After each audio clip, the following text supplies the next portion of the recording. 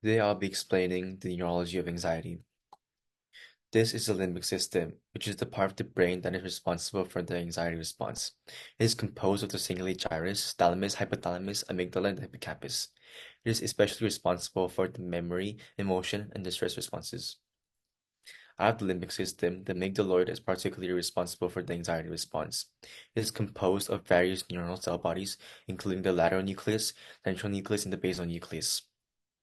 When the input goes through the lateral nucleus, it is processed, then outputted to the central nucleus, and moved to the hypothalamus in the brainstem to cause the anxiety response.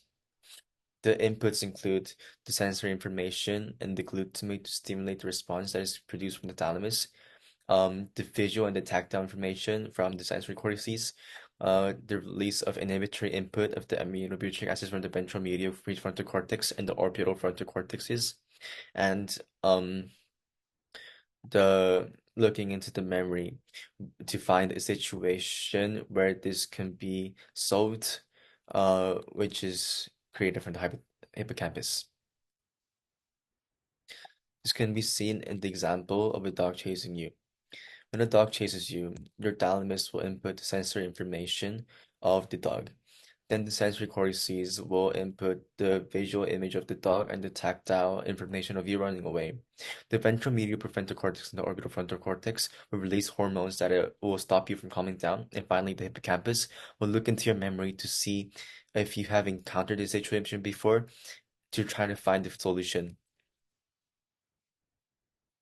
When the input is outputted through the central nucleus, it moves to the hypothalamus. The hypothalamus increases the heart rate, blood pressure, and pupil dilation, and this is called the sympathetic response.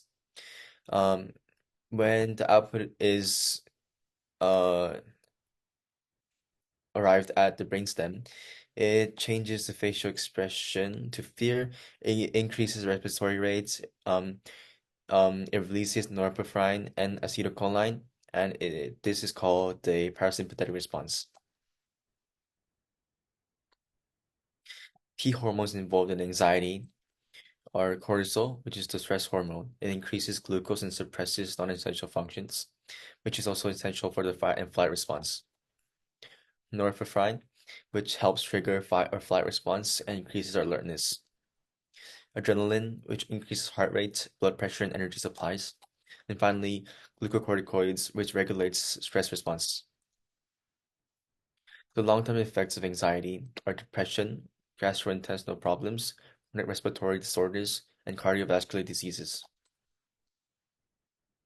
Anxiety in teens are especially um, of main concern because teens are especially susceptible to anxiety due to their underdeveloped prefrontal cortex. It is of utmost importance that we become aware of anxiety and its detrimental effects.